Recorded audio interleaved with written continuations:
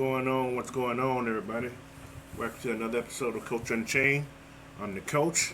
We're just going to go over a little bit about the Deion Jones Contract Restructure. We're going to do a little bit about the re-signing of Anthony Fisker and everything there. But let's get this baby started, man. But before we get started, guys, hit that subscribe button for the brother. Hit that like button. Share this content out. And same thing for AFN and Georgia Sports Nation. Let's do the same thing for everybody, man. So I'm looking forward to us doing this thing to get right. All right. So let's get this baby started. Atlanta Falcon news. All right. Today, the Atlanta Falcons has added Anthony Fisker to the active roster after being elevated from the practice squad last week. So now he's going to be the fourth tight end in that room, along with Pitts, Hesse, and Franks. But he got 3 snaps last week, and Pitts and Hesse pretty much ran the whole show. So with Fix will be out there, he's got another tight end option that's for the passing game. Excuse me. With that also being said, since Fisker's been added to the active roster squad, the Falcons have signed a cornerback named Dylan Mabin to the practice squad, replacing Fisker on that spot that he's vacated from being called up from the active and signed into the active roster. Also on that practice squad carousel, we have Tyler Vrabel been placed on the IR, and by him being placed on the IR, they re-signed Abdullah Anderson to the practice squad to take that spot that was vacated by Tyler Vrabel. And that news right there came to no surprise. So we knew about Abdullah coming in, and that's what that's what's going on right there.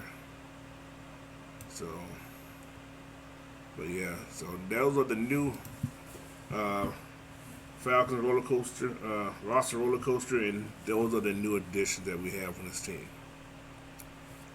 So now we're gonna talk about this right here. It's gonna be quick. Like I said, it's gonna be a short video. I just want to get some stuff out here.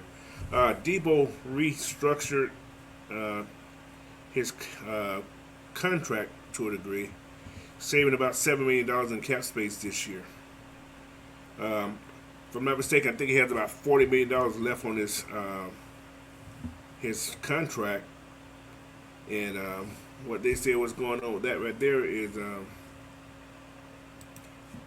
his contract is well, how did they put it? He's been restructured, but it's a weird way of restructuring it. So they say the Falcons have converted $8.5 million of Deion Jones' salary into a bonus, with 3 voided years added for $6.8 million. Jones get his salary payout sooner as part of the deal. And I looked up what it means for the 3 void years added. That means that they can push that bonus, that bonus, which I think 6.8 out over 5 years. So that's $6.8 million. They can push it out over 5 years, if that's what I'm reading in the books and everything. So that means how many years they decide to pay that last $6.8 million, it can be spread out. So it gives a little break in the salary cap. But with them doing that, like I listened to Matt Mike earlier, it leaves the speculation on why they do it. But if you think about it, I don't think they can just do a voided years without the subject or the person agreeing to it. So I'm not sure, is it going to be an extension with this, or is it a trade gimme? For instance, it'll save a team a lot of money to acquire him, but it's going to still put the Falcons in a dead cap for the next couple of years. So that means money that they are pushing back, they're going to still have to pay it. But also, I'm reading another little article. They said with Jones in his contract may increase interest, given the contract will only cost an acquiring team a little over $1 million in 22 to acquire Deion Jones. So that's something to look out for. So, and now I understand and I see how the Saints were signing their players all these years. They probably been using this little technique forever. So, but here's there, there. But yeah, but Deion Jones has, like I said, just helped the Falcons out. So it puts a couple more millions back on the table. I think it's almost like a couple million, which is probably like $6.8 million back on the books. So I think right now we're close to like $10 million that is on the salary cap as of now. So that's not bad. We can bring somebody in. So, but with that right there, that's what we have. So, all right, let's go down to the nitty gritty part. The Los Angeles Rams. We have the Rams coming up. We're traveling out to LA. We're going to be out there for probably 2 weeks straight because we go straight from LA to Seattle. They're not going to be home for like 2 weeks. But, I'm just going to talk about the game they played this last Thursday actually. The Rams played the Buffalo Bills and lost the game 31-10. In this game, quarterback Matthew Stafford was 29 for 41 with 240 yards, 1 touchdown, 3 interceptions, and he was sacked 7 times, which is a lot of sacks. But their leading rusher was Darrell Henderson. He was 13 for 47 yards, no touchdowns. And the main receiver was their Pro Bowl All-Pro cat. He was Cooper Kupp. He was 13 receptions out of 15 targets for 128 yards and 1 touchdown. So we know Cooper Kupp is going to be a vital part of their offense.